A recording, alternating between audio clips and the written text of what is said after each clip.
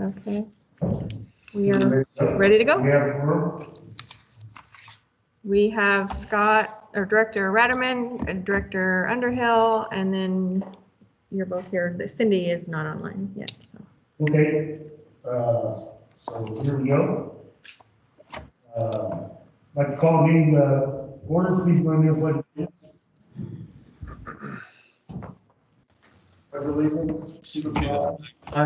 United States of America, to the republic for which it stands, one nation, under God, indivisible, with liberty and justice for all. Please call roll. Okay, Director Underhill, Here. Director Ratterman. Director Ratterman, Here. Director Thomas, President Davidson, Here. and Director Cicada is not available. I'm here. I see you there, Director Cicada. Here. Okay, Okay, this, item number 2 is public comment. This time members of the public may address the board on any non-agendized item. The public is encouraged to work through staff to put items on the agenda for board consideration. No action can be taken on matters not listed on the agenda. Comments are limited to 3 minutes per person. Is there any public comment today?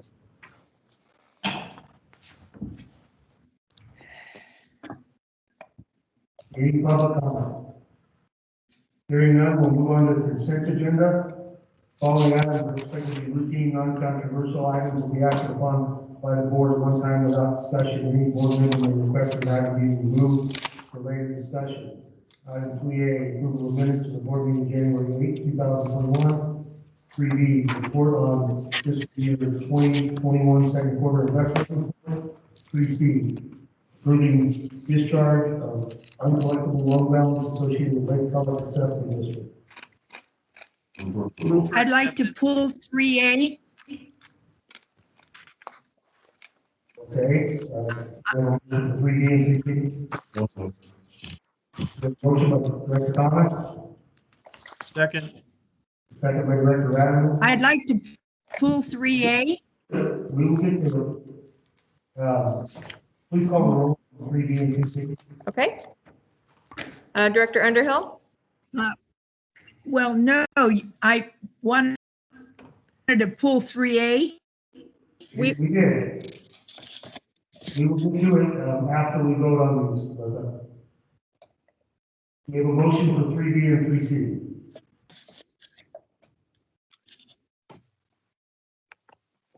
Oh, okay. Director Underhill? Director Underhill, we have a Yeah. motion for 3B and 3C.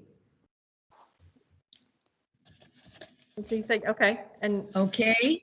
okay, Director Thomas? Yeah. Director Cicada? Yes. Director Ratterman? Yes. And President Davidson? yes.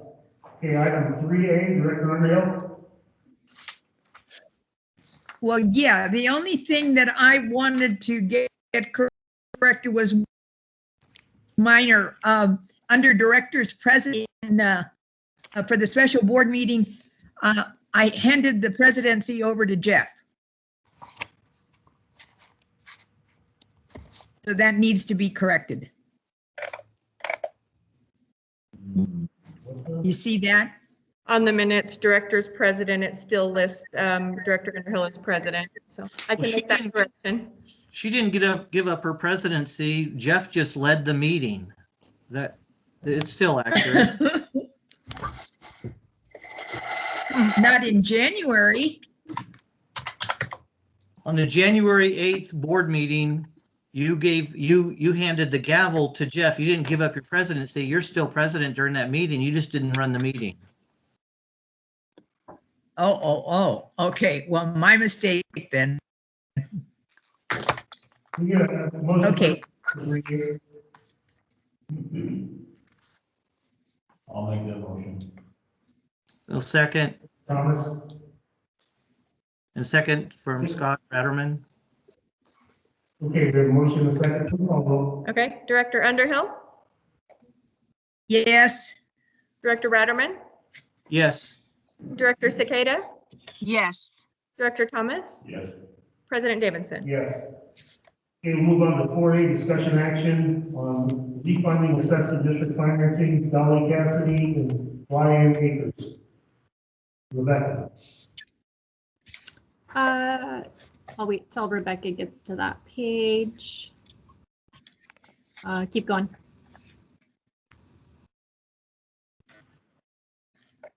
There we go. Okay, I'm bringing this item forward. This is an item that we took to the Finance Committee on the 19th to discuss options for refunding the two assessment districts, the DeLee Cassidy and the Flying Acres. For those of you that recall, these assessment districts took out some debt, and the interest rates are so much lower today than they were back then that we have an opportunity to save the taxpayers that pay the bonds in these two assessment districts a considerable amount of money over the term of the debt. This does not cost the district anything, nor does it save the district operating resources, but it does impact the ratepayers and the tax bills of the owners in those respective properties. On the phone today, we have Julio Morales from UFI. If you recall, we are engaging with UFI for our financial advisory services. And then we also have Jeff Land from Brandis Tolman, who will be helping us moving forward on this refunding of the assessment districts, should the board approve this. It's pretty well detailed in here with regards to what these two assessment districts have in terms of bonds that they're issued, how many properties were impacted, what the outstanding bond totals are.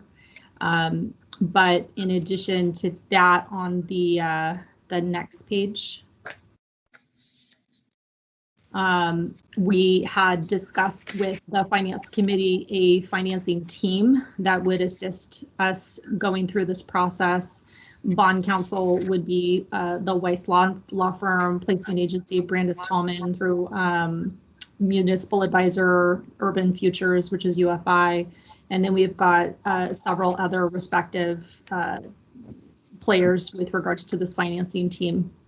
All of that would require costs associated with those activities. We're estimating about $145,000. Again, this would not be borne by the district itself. It would be folded into the actual refunding on the assessment districts. If you can go to the next page. In terms of, let's see, because in essence, we would be paying these often, a refunding is basically a refinancing, if you will. So there is a prepayment penalty on both Flying Acres and DeLee Cassidy, but even with that and with the cost of issuance estimates, we're still estimating a significant savings across both of those. So down here, you can see that DeLee Cassidy, we're expecting to save $249,000 in total debt service savings.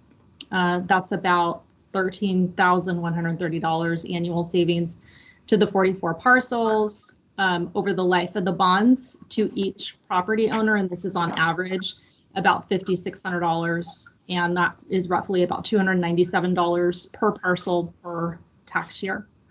On Flying Acres, it's larger, $545,000 total debt service. It equates to about $5,100 per property, and that's about $231 per parcel. There's many more parcels. It's 107 parcels versus 44 for DeLee Cassidy. We have a short time frame on this because the scheduled call date would be March 2nd. So we would be required to give the current bondholders call notice at least 30 days, not more than 60 days prior to the call date. And we would have to authorize the sale of the refunding bonds today and issue the conditional call notice. We would bring the engineer's report and corresponding resolutions to authorize the financing at the next meeting, which would be the February 10th meeting. You want to go to the next page? And that's about it. So if there's any specific questions that you have for me, and then we also have Julio and Jeff on the phone to answer any additional questions you might have. Does the board have any questions? I might just like to comment on it. This is Scott. This seems like a no-brainer. I mean, it's an awesome deal for the ratepayers, taxpayers, at no cost to the district at all. Just curious, the one cost that's going to be obvious is staff time, but it can't possibly amount up to the savings for the taxpayers that pay the fee each year. I think this is a press release. If it's just something that the district is doing that's going to benefit someone. I mean, everyone else that's involved with this besides the district. And I want to applaud Rebecca and whoever thought of doing this. I think it's one thing might even be in the consent agenda. I'm in favor of it. Okay, are there any questions, any other questions or comments to Rebecca or any others? I just have one comment. Rebecca, when this was discussed at the finance committee meeting, I said but 145,000 in expenses, that would be, if you look at the pro rata share of the total 2,655,000 that's between refinance. The total share that Capacity has is 37.2%. I'm certain that you allocated their costs in order to come up with savings that you projected for each of these areas. Is that correct? And you just didn't divide it in half. Am I making myself clear? It's a little hard to hear you. Go ahead. It was a little hard to hear you, but what was your question? Okay. I'm more familiar with the Delete Cassidy area than the fly-in, but Yes. at how the Delete Cassidy on debt currently is 990,000, and fly-in is 1.6 or 1,665,000. Okay. Yep. The Delete Cassidy is 37.3% of the total bond indebtedness. Did you split the 145,000 cost according to those percentages of obligation? Yes. Yes, we did. Yeah. Pro rata. All right. Thank you. Any other board members, comment or questions? Rebecca or Michael, is there something that Jeff or Director Davidson and Director Thomas can do? Maybe their mics bring them closer to their mouths. Is there something they could do? They get the echo of the room. And Rebecca Callan is not the only one that has a tough time hearing, and Bertha had a tough time hearing what Jeff was saying in the consent agenda. Is there something that they can do in that room that makes them more clear? Yes, we'll work with that.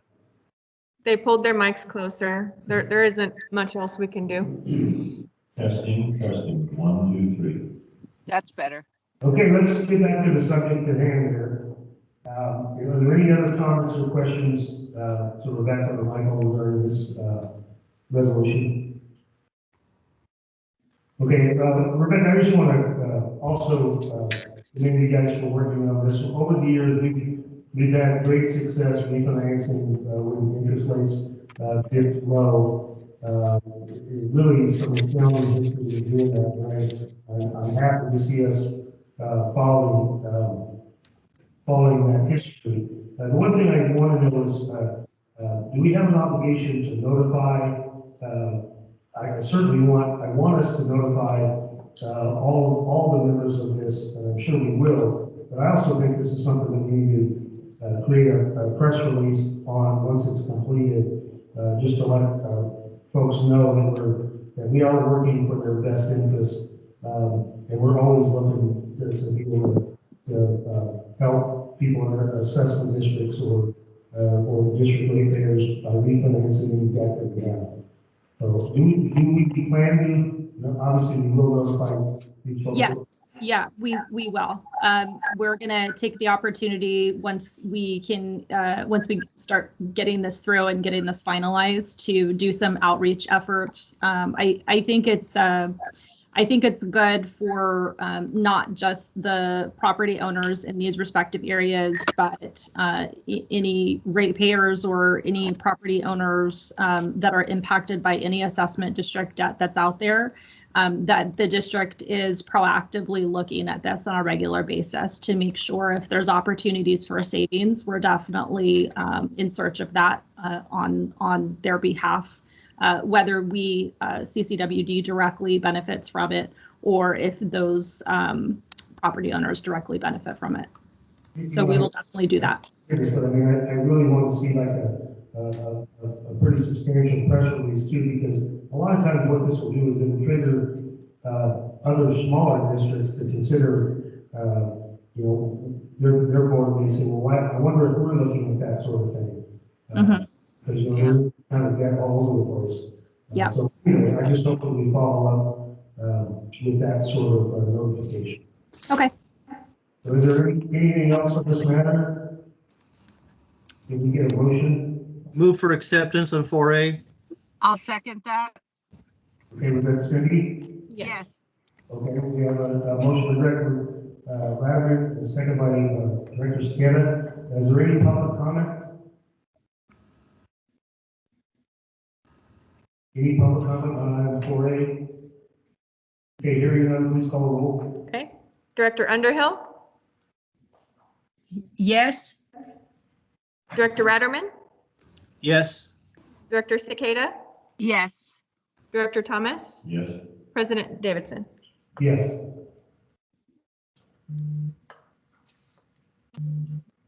Okay. And then just thank you, Julio and Jeff, for making yourselves available for this item.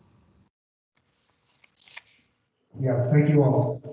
Take care. Item 4B, discussion action regarding sewer fund repayment agreement between sewer fund 500 and water fund 300. Rebecca?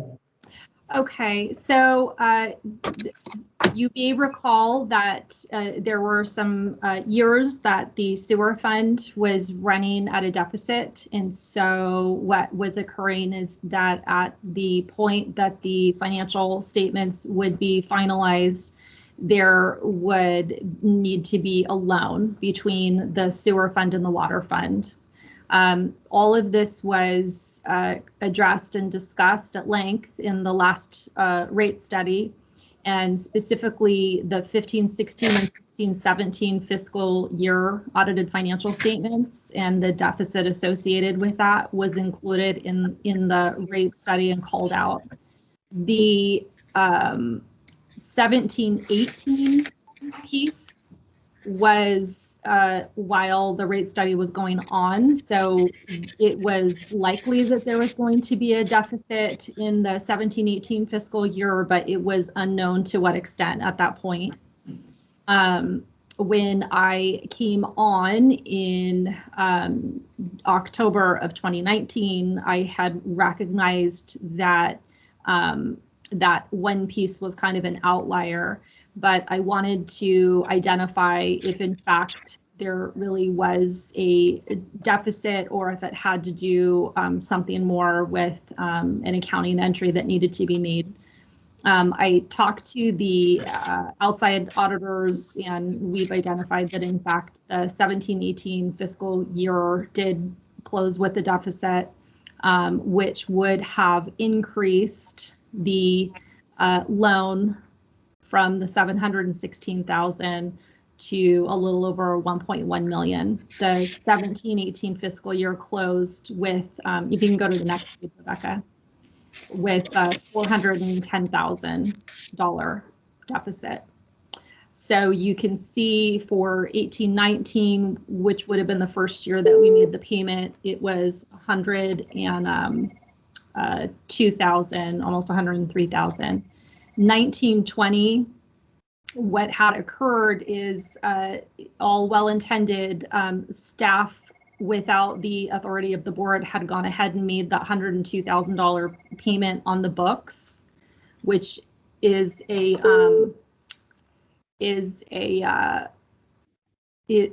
conforms to the full debt of the 1.1 million. However, the board had never approved that. The board had only approved a repayment agreement for the original 716,000. So when the payment was made for 1920, we lowered it so that we aligned between the two fiscal years for what the original repayment agreement was. So what we're doing today is basically bringing the amended repayment schedule forward to the board to approve it, inclusive of this additional 410,000, and reestablishing debt service payments between the sewer fund and the water fund to make those repayments. We're keeping the term the same. If you can go to the next page, Rebecca. This is the resolution. If you can go to the next page just so they can see the repayment agreement. There you go. So as you can see, the original amount was 716,000. We made payments here for the principal and the interest on the books. The additional loan of the 410,000. The payment that we made principal and interest for 1920 on the books. And then going forward, we went ahead and budgeted in the 2021 fiscal year, the 125, which would have been the original. If we had done this all way back when, that's what the debt service would have been for each year. But since we had not brought this to the board to have the repayment schedule amended, we have a little catch up to do. So starting 21-22, we will increase the debt payments on an annual basis to 137, and keeping the term the same, which would be paid off in 27-28. Again, the rate study included this potential deficit. It just wasn't sure to what extent that was going to be. We are seeing a positive ending financial statement dollars in the sewer fund, inclusive of the repayment schedule. So this is all within the allowable resources that are in the sewer fund. And we're just asking for your approval to amend that repayment schedule and to get it going. I have a couple of questions. Rebecca? Yep. On page number 2, it says in the second to the last paragraph above financial considerations, it says one to reduce operating expenditures. Can you explain that, please? So in the rate study itself, what it did is it talked about options that the district could take for that additional deficit. They knew that in that rate study, they knew that the prior year deficits were around 700,000, and they ended up being 716,000. And then they had projected that the 17-18 deficit was going to be about 329,000, and it ended up being 410,000. But when that original resolution was approved by the board, it only addressed the 716. And in the rate study, it mentioned the 329, which ended up being 410. And it said that the district would have to contemplate how to physically pay that down. And it was going to be left to be addressed at a future time. And one option was to amend the repayment schedule and treat it just like debt. And the other option was to just absorb it within operating expenses in lieu of debt service. It would be a pretty big hit to the sewer fund to take a reduction of $410,000. And while the rate study, is showing it is working so that the sewer fund is no longer having to borrow funds from the water fund, it's not sufficient enough to hit them with a one-time $410,000 payment. So that $410,000 really needs to be spread across, just like the original $716,000, because there is not sufficient resources within the sewer fund to do that. But it was discussed in the rate study as possibly just reducing operating expenses to shore up that 17-18 shortage. So you're looking at the sewer fund and you see how bad it is anyway. So you just go another way. Right. It's Right. Logistically, yeah. So it's just logistically not possible to follow that one recommendation in the rate study, which was just to reduce operating expenses for that, to make up for that one gap. It's better to just align it with the rest of the repayment schedule and then just eat at it over the rest of the term. Okay. My second question is, you made the comment that something wasn't brought to the board. Was there a board for approval? Was there a what? Was there a reason that it wasn't brought to the board for approval? I think it just got overlooked. So I had identified it when I came here that it hadn't occurred. And I worked with staff to ensure that there wasn't something that I was missing. And at the same time, we were having to reallocate the fund balances in cash because we couldn't actually look at the general ledger in the system that we're using to actually see the ending of fund equity. We would have to wait until we actually got the financial statements from the outside auditors. So I wanted to have some time to really research this and evaluate if in fact it was truly a full $410,000 shortfall, or if there were some internal transfers that got missed. And once we reaccounted for everything and cleaned up some of our chart of accounts, it was clear it's still there. So at that time, we went ahead and just assumed we're going to have that higher debt service. So we had included it in the budget, but we needed to formalize it with the board, and that's what we're doing today. Okay. Thank you. Mm-hmm. Are there any other questions for Rebecca from the board? Can I get a motion for acceptance? I move that we approve. Motion by Director Thomas, second. I'll second that. Go ahead, Scott. Second by Director Radaman. Is there any public comment regarding this item? Any public comment regarding item 4B? Okay, hearing none, please call the roll. Okay. Director Underhill, Yes. Director Ratterman, Yes. Director Cicada, Yes. Director Thomas, Yes. President Davidson. Yes. Okay, we'll move on to item 3C, discussion action regarding mid-year fiscal year 2021 operating and capital improvement program budgets. Rebecca. All right. Yeah. Sorry you have to listen to me so much. This ended up kind of almost being my meeting. So this item has to do with mid-year adjustments. So mid-year adjustments, what we're doing is we are using December closing as the basis for historical reference. So we close the books for December and we look at where we are with regards to revenue and expenditures on two fronts. One is based on budget. So are we in line with the current budget as it was approved?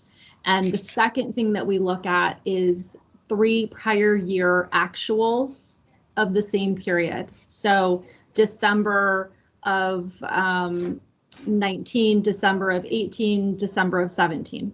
So we're looking at all of that, December of 20. We're looking at all of that to make sure we're in line with prior year actuals of the same period, okay?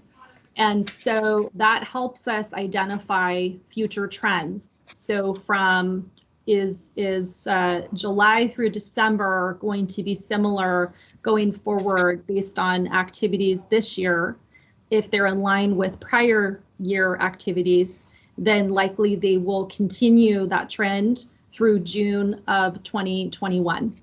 And so all of the revenues and all of the expenditures end up getting projected forward through the end of the fiscal year based on those parameters. And then we identify based on that if we're still scheduled to be in line with the budget. Are we going to be under or over for revenue or expenditures? So that's what this is. We have items that are on Appendix A that actually require board action to approve.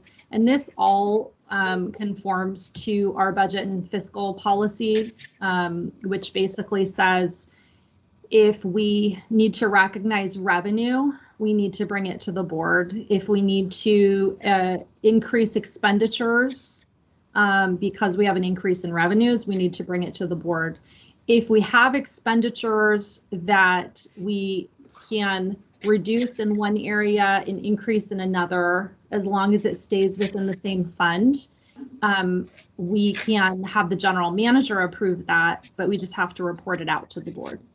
And then there were some changes that needed to be made associated with the capital improvement project. So that's what this is. So if you go to the first appendix, there you go. And is it possible to blow that up? If you hit Control +, you might be able to.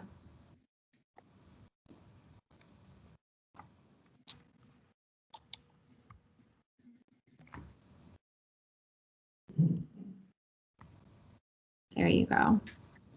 There you go. So this is specifically items that we would need the board to approve. And what you can see is in the red columns, that has to do with expenditures, and in the green columns, that has to do with revenue. We had a significant portion of expenditures, a little over $50,000 in expenditures associated with COVID. And these in particular have to do with COVID expenditures that align with the federal public assistance grant under the declaration associated with COVID. So I put that application together, submitted it, it's been approved. It's going through the channels on FEMA, but it's likely it's all gonna come through. We're hoping here soon. But there's just a backlog. Most declarations that happen are pretty geographically centered. So it'd be Calaveras or Tuolumne or whatever. This is one of those declarations that was a nationwide declaration. So as you can imagine, they have a lot of recipients for the same grant. So we're just in line. But what we did is these expenditures ended up running through the operations budget, which hammered their expenditure lines pretty good. And that wasn't anticipated when we had put the original budget together. And so what this does is it increases those expenditure line items with an offset associated with the anticipated grant revenue that we'd be receiving from that public assistance grant. In addition to that, we have seen unanticipated water revenues and sewer revenues. So when we had originally put the budget together, we, if you recall, COVID had just hit. We had no way of knowing exactly to what aspect we were going to be impacted. So we tried to be very conservative with our revenue projections. We didn't anticipate a lot of new connections. We didn't anticipate increases to consumption. There just was no way for us to identify that. We did anticipate some reductions in delinquency fees, late charges, just because there had been that moratorium, but time was going to tell. So what we have identified and noticed, and we've seen this for a while now, is that we actually had a pretty significant increase associated with new accounts and consumption of water. And that was just a change in vacation homes to permanent residents. There have been a lot of places that have sold all over the district that are being used for primary residence now. And there's a lot of building going on. So all of that has increased our revenue, and it has surpassed what we budgeted. And so what this is doing is aligning these revenue increases that we've already gotten, as well as projections to the budget. Then the decrease in revenue associated with the delinquent account charges, which would be the late fees, it really has to do with the fact that we can't lock off. Our late fee structure is multiple tiers of late fees. You get your first late fee for the original past due, and then you get a secondary one for a door tag. Well, we are not locking any accounts off, so that secondary late fee doesn't happen. And the third charges that would happen associated with the actual lockoffs, that doesn't happen either. So the reduction in the delinquent charges has been pretty significant. However, the increases from anticipated revenue is also quite significant. There also the interest income, how interest was being apportioned or allocated. There has been an error in that for several years. And it had to do with how we were accounting for, where we accounted for cash and investment balances on our general ledger. When I came on, that was one of the discussions I had with our outside auditor, because it was pretty hard to reconcile, not just for them, but for us as well. And I wanted more transparency there. So we ended up reallocating all of those accounts to where they needed to go. And in doing that, the unintended consequence was that it actually realigned how interest was allocated. So for quite a while, the water fund and sewer fund have actually been getting more interest revenue than they should have been. And so this is putting it back in line with what should have actually happened. And we will take this into consideration for budgets going forward as well. Sewer saw very similar revenue with unanticipated sewer increases due to increased accounts, also a reduction in delinquent charges, and then that interest issue. But we also had a fuel reduction program that we were working with CHIPS and Cal-M on, and we were the recipient of roughly $91,000 that was unanticipated. We do need to pay for administrative costs, and then there were some actual contractual costs in their invoices that we got.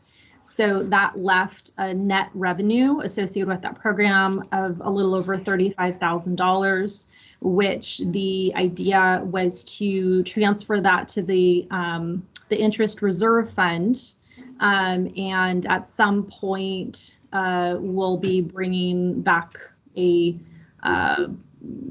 reserve program or something that has to do with possibly future fuel reduction projects, and then that $35,000 would potentially be seed money for that. But there's more to come on that, but we just wanted to make sure that it doesn't get left in the sewer fund and rolled over for operating activities. So the net savings to the water fund is 81,000, and the net savings to the sewer fund is 25,000. So that is for the attachment A, and that's what the board is required to approve. And then if you go to attachment B, which would be the next page.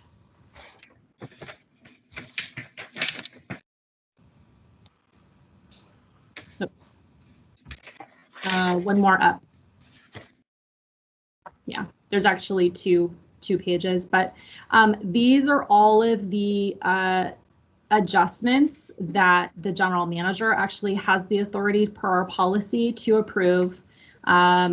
And the net impact to the water fund is 0, and the net impact to the sewer fund is 0. It's just decreasing expenditures in some areas and increasing expenditures in others. And we have described, you know, exactly what that is, what it's for, if it's just savings. But we're all staying within the confines of the budget itself. And then if you can go to the CIP schedule. There you go. These changes, the ones that are highlighted in yellow, these were all discussed at the engineering committee. And these were changes that Damon Wyckoff had brought forward. Specifically, all it was doing was moving funds that were going to be outlay for 21-22 and pulling them into 2021, or increasing, you go to the sewer fund, that's where most of it actually happened. One more page, sorry. There you go.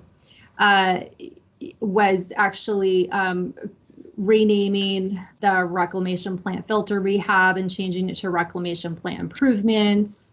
And then adding a new project for the Vallecito wastewater treatment plant system improvements, and also increasing for Wallace renovations for SCADA, PLC, and electrical. And that's actually coming from funds from an assessment district of accumulated funds that we have available to spend.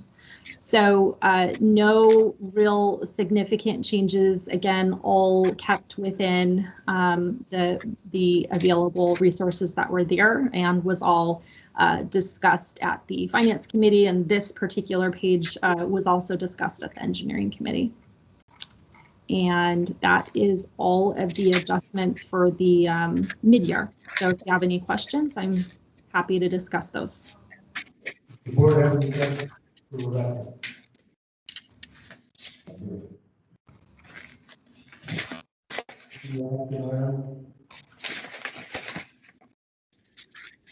The board has no questions? I assume that the Finance Committee reviewed this. Can we get a motion for acceptance? I'll make a motion to accept 4C. Okay, a motion from Director Segarra, second. Second from Director Thomas. Is there any public comment regarding this report and action? Any public comment regarding 4C? Seeing none, please call the roll. Okay. Director Underhill, Yes. Director Ratterman, Yes. Director Cicada, Yes. Director Thomas, Yes. President Davidson. Yes. Thank you, Rebecca. Is anybody else working at the water district here? Okay, we'll move on to 5A, discussion action regarding management letter response and accounting changes. Guess who? Are you sick of hearing my voice yet? Not yet. Okay, so at the last board meeting, we had Richardson and Company, and specifically Brian Nash, had brought forward a presentation for the district's year-end financial reports for the fiscal year ending 30/2020. And there was a conversation that stemmed from that discussion regarding the management letter. So he did verbally go over some of the items in the management letter, and some of the board had asked if it would be possible to bring back discussion regarding what was in the management letter. And there had also been some conversation about some accounting changes that I made, and there had been interest in me bringing back discussion with regards to that. So I detailed all of the findings and the corrective action responses associated with each one of those findings, as well as detailed all of the accounting issues and then the correcting accounting changes that we made, as well as accounting changes that will be coming. Likely they'll be coming in the current fiscal year that we're in. So those will all be changes that we've coordinated with the outside auditor and with staff to make the June 30th, 2021 audit go even smoother than this last one did. So I don't know if you want me to go in extensive detail on this, but I can if you would like, or if you just have any questions or follow-up discussion you want to do on any particular items, I'm happy to go either way. I'm probably one of the board members who is responsible for this being here today. And I think that you've done what I've asked of the district and of you specifically. I think this is important when we get those outside audits and they make recommendations for things that could be better, that we look at that and I think you're doing that anyway. Hell, half the stuff that you've presented already is things that you found that were done wrong or done different or that could be done better. And I think this is every year when we do this, I'd like to see, these things highlight. This management letter, I think, is one of the most important parts of that audit. When the findings are perfect, like they usually are. I'm satisfied with this report, but we'll hear from the rest of the board. Okay. I just have one question, and this is on the second page of the management letter. Rebecca and I see where it was. Is it detailed payables and wire bank transfer still need to be documented? Yes. Have you addressed that? We're in the process of addressing it. So these are where we don't, there's parts of the documentation is available, but not to the extent that it needs to be. So what the documentation does is it just insulates the district should someone be out sick or on vacation or quit or whatever. And so an internal control issue or just a corrective action is to make sure that the processes that staff are doing are fully documented. And so accounts payable is one of the areas that definitely needs some work on it. And the wire bank transfer procedure also needs some work on it. And that is just because, we know how to do it because we do it all the time, but someone coming in behind us would be at a disadvantage because there isn't sufficient documentation for them to open up and follow it. So that is something that I'm working with staff to get that whole filled in. Okay, thank you. Mm-hmm. Thank you. Any other board comments? Any public comments? Well, thank you, Rebecca. We will move on to the general manager's report. Michael? Sorry to interrupt the Rebecca show. I'll wake up from my nap now. No, but thank you, Rebecca, for all of that. And thank you for the board for supporting all of those actions. That's a lot of the culmination of a lot of work behind the scenes. So much appreciated. Couple of items real quick, just on COVID. We are no longer under the stay-at-home orders. I'm sure everybody knows, but we are still in the purple tier. So it didn't really, that development at the state level didn't really impact anything as far as how we're operating. We're still, we have brought customer service staff back into the office for various reasons, but we are still rotating in and out of the office, and some staff are still working remotely, just to try to keep the numbers down in the office, but at the same time make sure we're still able to get everything done that we need to get done. I'm participating. I think one of the hot topics legislatively this year will be trying to find ways to provide rate assistance for low-income ratepayers who may have become delinquent on their water utility bills over the course of the pandemic.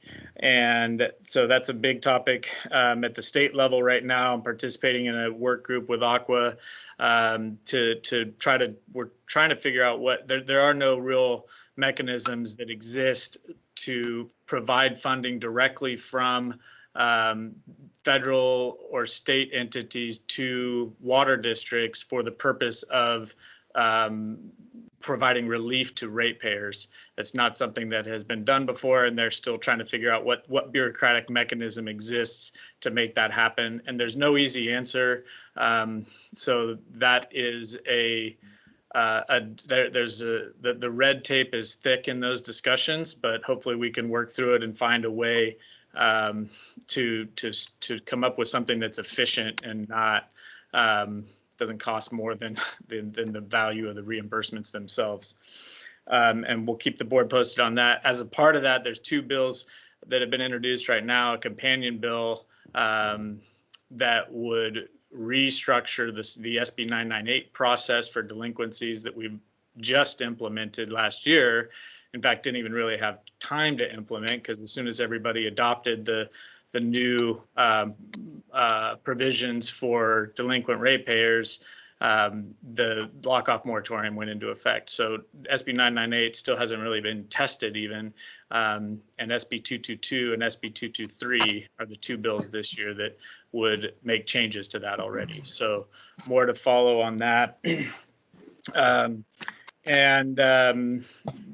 Hopefully, though, the progress with the vaccine rollout will accelerate. I was fortunate to get my first round of the vaccine last week, and I can attest from my personal experience, no side effects other than a sore shoulder for a few days. So hopefully that becomes much more widely available. The strategic plan work is still underway. I thought it was a great workshop that we had with the board a few weeks ago. We're working with the consultants in between board workshops to provide follow-up information. They're doing interviews of other key stakeholders, bringing in, I think the very good suggestion of the board, making sure they're bringing in, putting this strategic plan and the current work that's going on at the district in the right historical context. So we provided them with a lot of information about the founding of the district, and making sure that this is put into that context. So looking forward to a meeting a couple weeks. I think in the next board workshop will be a couple weeks out. And in addition to that, we have at different levels of the organization, there's a lot of training going on or coming up. We're sending several of our supervisors to some supervisor training. We have some management training that we'll be participating in, different folks. So I think a lot of good work going on as far as organizational development in addition to the strategic plan. I think those things are complementary of each other. So more to follow on that. We did have a productive meeting. Well, correct me if I'm wrong here, Brad, productive might be too strong of a word, but we had a positive meeting with the Bureau of Reclamation yesterday in their response to our very detailed proposal that we developed, our water conservation strategy, and for developing a storage pool in New Maloney's. I think it was productive in the sense that we were able to answer some of their questions, heard some of their concerns. It was also clear to us they hadn't really taken a deep dive into it yet, though. But I think it moved the process along, and we're going to try to keep those meetings on reoccurring on a regular basis, so that we build some momentum here and really start to make some progress. So there's a lot of, I think the phrase "devils in the details" came up many times during that meeting. There is a lot of work still to be done, and we want to make sure we are, we're moving that process forward. Doesn't slow down like it has in the past. Also had a groundwater sustainability agency meeting, although I should probably let Director Thomas give that update because I was not able to be there. But the report outs were the county still has not made much progress on that front, and we still have work to do in terms of furthering that discussion with the county, both at the staff and the supervisor level. So those meetings will continue, though. We also had I think there's more optimism around the voluntary agreements than there has been in the past. So hopefully we'll have some good news coming to the board on that front in the near future.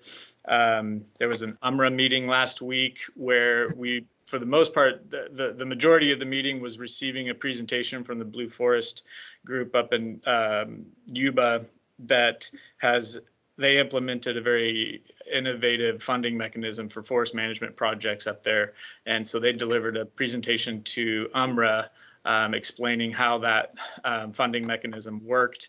And it sounded like at least their preliminary assessment was that the Stanislaus watershed and maybe the McCallum watershed are good candidates for that type of a bond-funded forest management mechanism. So I think there was a generally positive response from the UMRA board, and so I think we're going to have some follow-up discussions with Richard Sykes on that and see if there's more work to be done there. We also had a productive meeting with the White Pines Park Committee last week, and they heard from Sheriff DiBasilio and Supervisor Callaway a response to their request to change the rules for the Park Committee. And I think we have a path forward on that. And so I would anticipate a resolution coming to our board in the next, probably within the next month. I can't imagine it would take longer than that to nail it down, but it would just be a fairly minor revision to the rules for the White Pines Park. But there were some, as always with White Pines Park, because we're involved, the county's involved, and the volunteer organizations involved, there's some complexity that had to be worked out. And I think that is about it. The one other thing I wanted to mention, since this is a finance-focused meeting, we'll be bringing some more detail on this in the near future. But unfortunately, it looks like the CPPA electricity rates are going to be going up pretty significantly for the first time in a while. PG&E, it's the outcome of a PG&E rate filing with FERC to increase their rates for their distribution services. So there's still legal proceedings going on that front, so it could be delayed. And it may not go up as much as PG&E initially requested. So we don't have 100% certainty yet as to what that impact will be. But we are preparing for the worst in the next fiscal year. The CPPA board, I think, is inclined to utilize the rate stabilization fund to soften that impact on local agencies. But it will go up gradually. It looks like over the next year, 2 years, it'll be phased in to where the agencies are unfortunately having to bear the brunt of that. So that will be something we'll keep a very close eye on and incorporate in as we move forward with budget preparations, and we'll keep the board posted on that. I think that's all I have for now. I'm happy to answer any questions though. Any questions from the board? Michael, I have a question about your report on your COVID vaccine. Did you get it in an early, I mean, you're obviously not over 65. Did you get it in an early date due to your position with CCWD? How do you know I'm not over 65? I appreciate that. We did some research on you. Gotcha. Actually, no, I wish it was, and I wish it was our operators, our field staff and our other staff that were getting it ahead of me. There's definitely, it should be the other way around. I got it because I am a member of the search and rescue team. So I got it as a part of the sheriff's department when the sheriff's department got their shots, basically. Like I said, I would much rather see the rest of our staff get it ahead of me, but I'm also kind of the mind that we should all get it when we can. So I've just decided to take my place in line, and if you pass up your chance to get it, you go to the end of the line, basically. So there is. Oh, sorry. Go ahead. Just a follow up to that is: do you know or have you heard when utilities or and the rest of our staff, our operators, will be, will be in line to get it? Have you heard anything about that? Yeah, that's where I was just going with that. So what we know up until now is that the water and wastewater employees are in the 1C tier. They're currently doing 1B. 1A is like the frontline healthcare workers. 1B is 65 and over, and then selected other first responders and select occupations. And there was a push from Aqua to get water and wastewater workers included in 1B, and I think that would have been the right call if you ask me. But unfortunately, we were included in 1C, and that they have not started rolling out the vaccine to that tier yet. And there's also talk of abandoning that structure and potentially just targeting groups based on age rather than based on occupation, but I don't know yet where that will come. We'll certainly, as soon as the vaccine is available to our staff, we'll be pushing that information out and encouraging people to get it. Thank you. Yeah, listen, I read something earlier today that the governor did come out with an age-based, they changed the rollout, so you might check into that. I think it happened this morning. And then it went from the age base, and then it went into food and some other industry workers were going to be prioritized. So you might just look at the latest. It changes so often, but there was something that came out this morning, a new governor's priority list, but it was more age based. And there were several industries that fell into line. I don't know if I don't believe we'll fall into the food industry, but I think they were talking about a lot of farm workers, the farm industries, and then food workers. And I think mainly because of the close confines that they work in. So they may be not good for that. But are there any other there has been some talk of changing how they're rolling that out. So we'll keep up to date on that and make sure we keep our staff informed.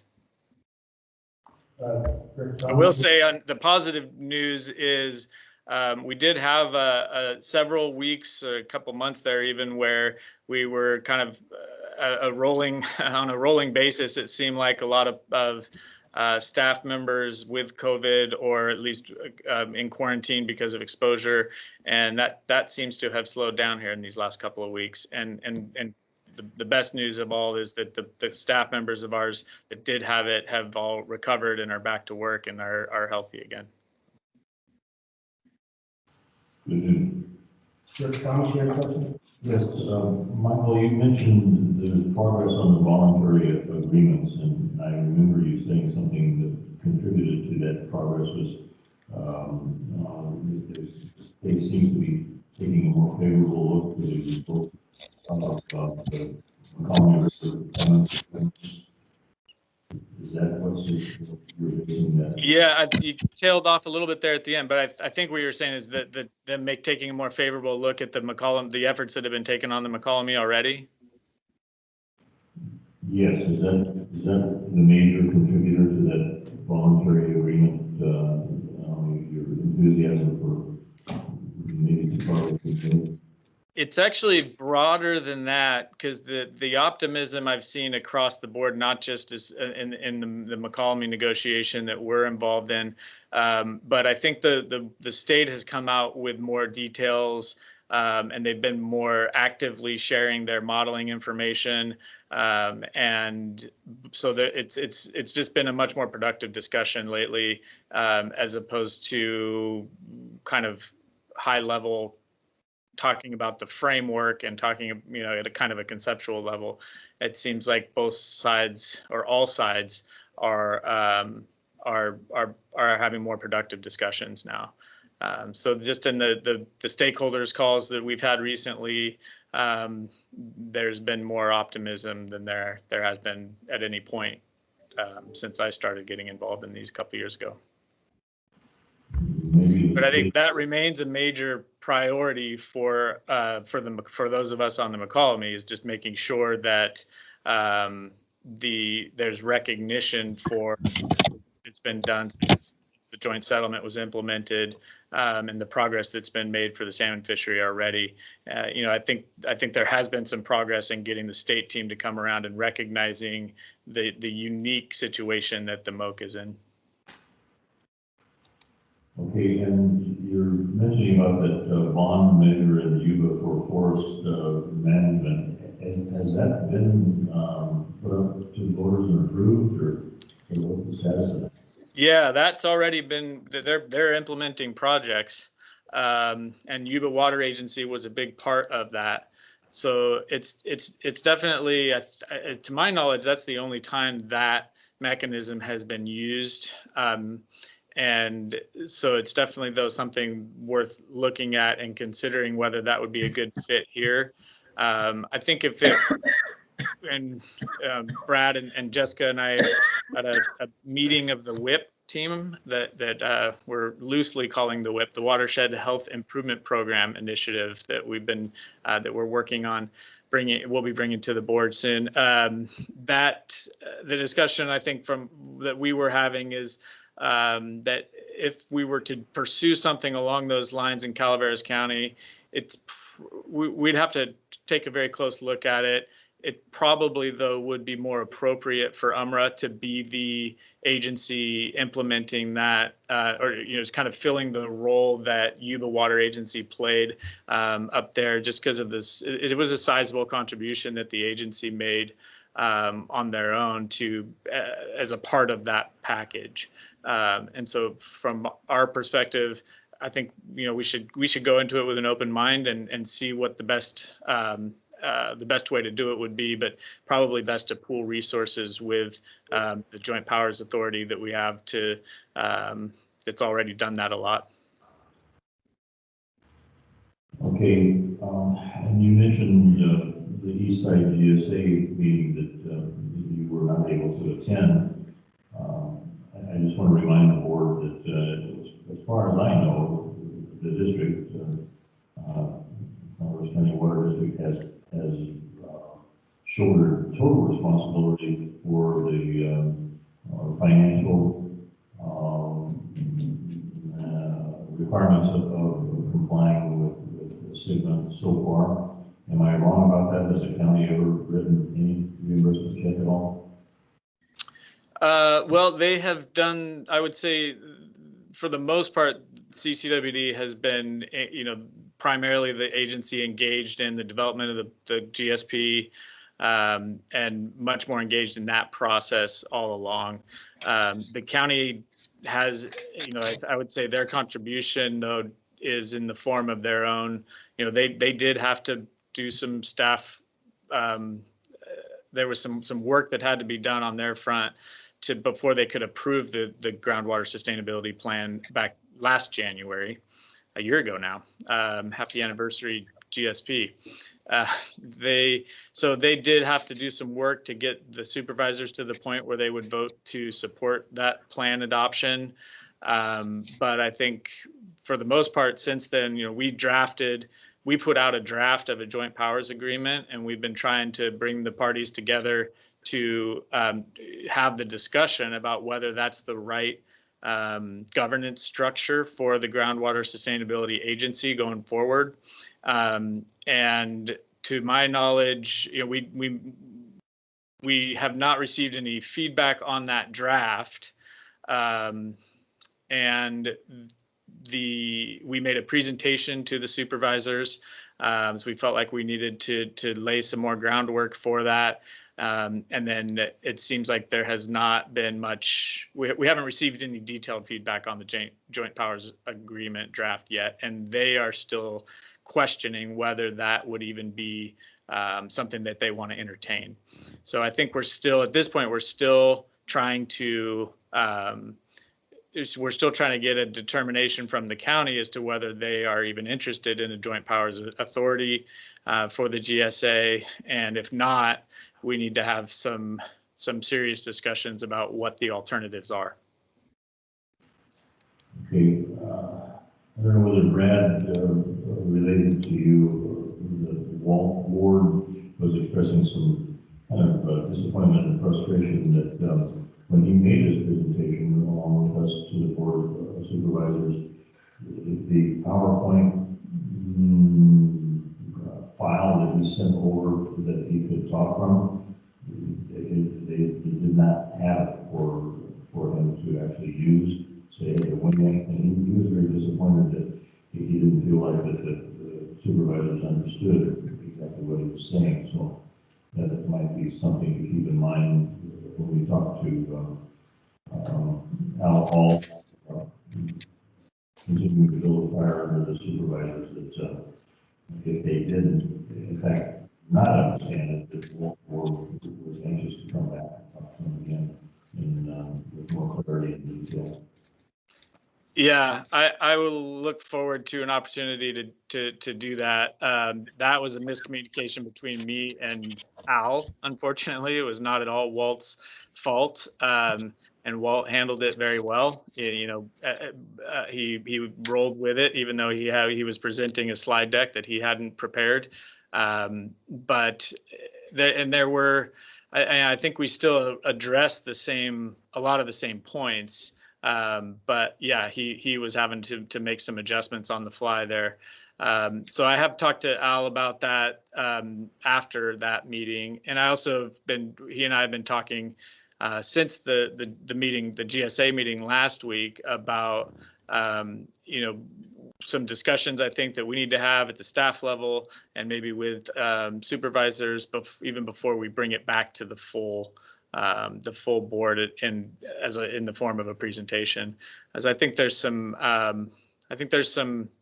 misunderstandings or misinformation out there that sitting down and talking through it would probably help a lot. I agree completely with that. Okay, last question I have for you is about an article that was in the most recent Aqua publication about the rate study case where the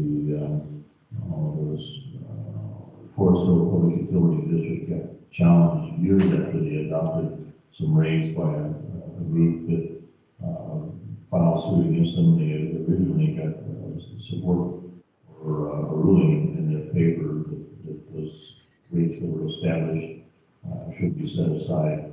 But it just makes me wonder if we don't need for you to give us a presentation at a future meeting about what our responsibilities would be as we go forward with the rate study, about how much we have to put people on notice that we are going to be discussing the issues that specifically relate to them, and forestall. If the appeal goes in the way Aqua was hoping that it goes, then we probably won't agree, but if it doesn't, we have some pretty frightening responsibilities, in my opinion. Yeah. I've heard about the case. I haven't looked into the details of it, so I can't comment on the facts of that case specifically.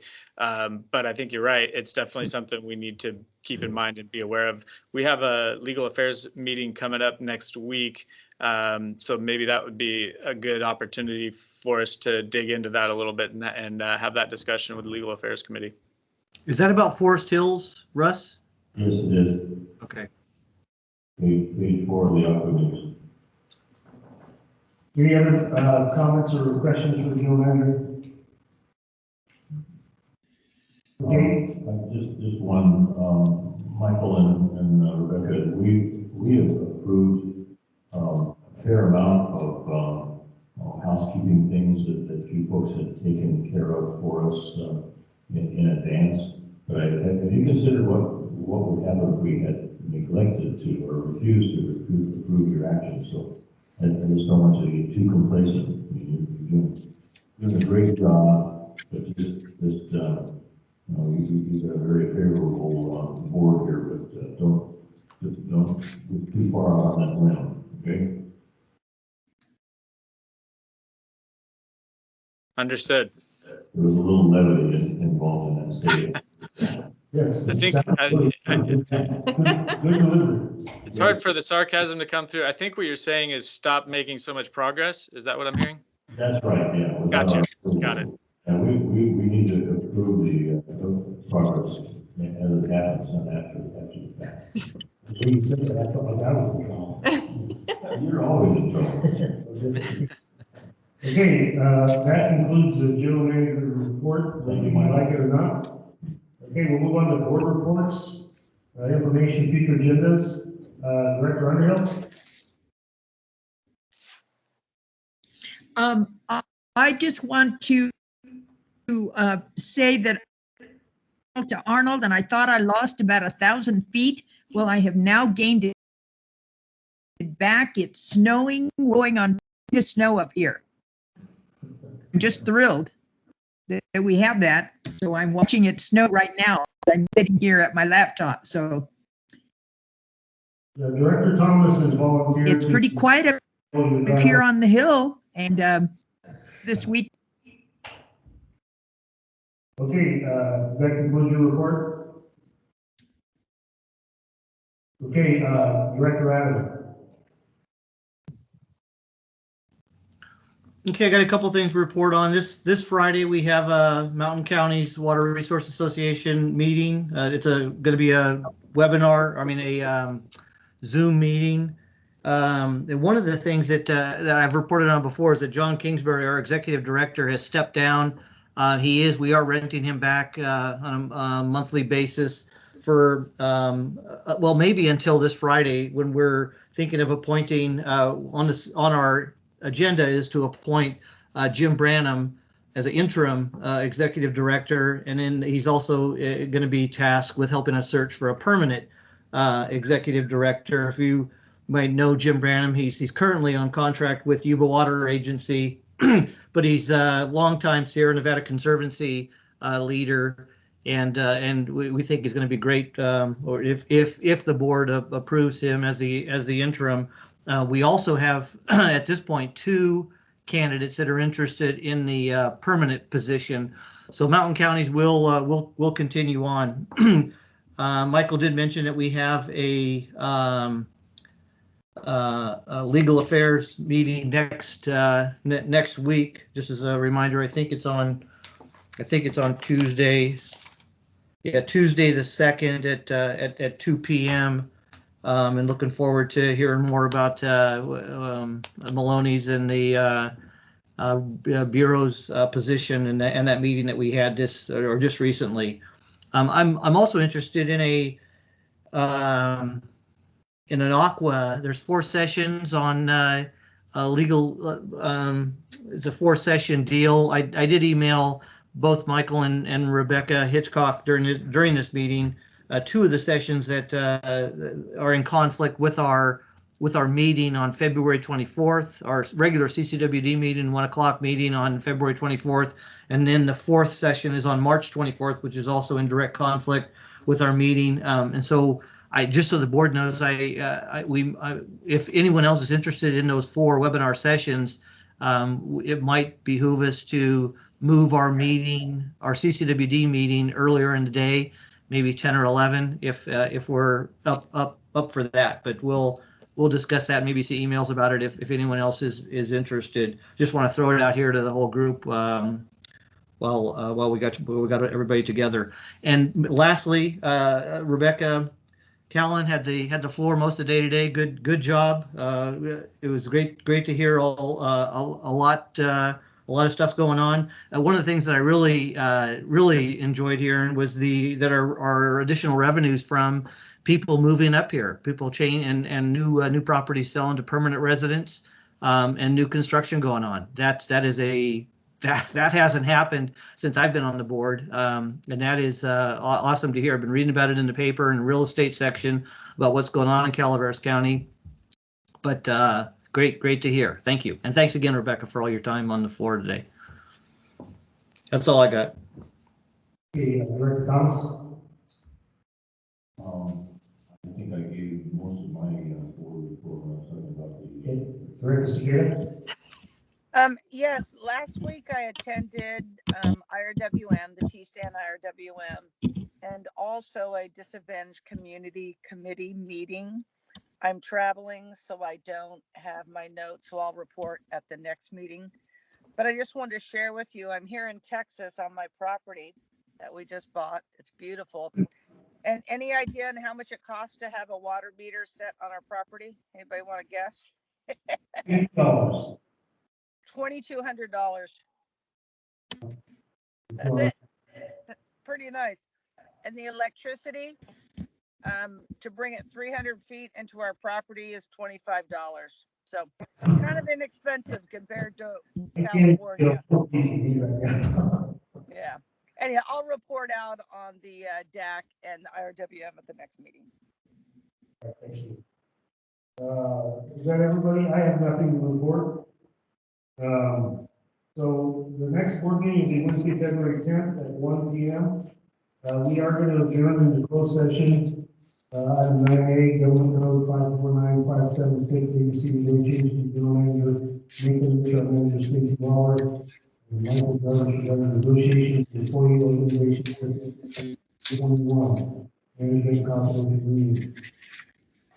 Okay, we will adjourn into closed session. Is there any instructions you want to give to the other board members, or are they all clear? Everybody just stay on here. Okay. We'll see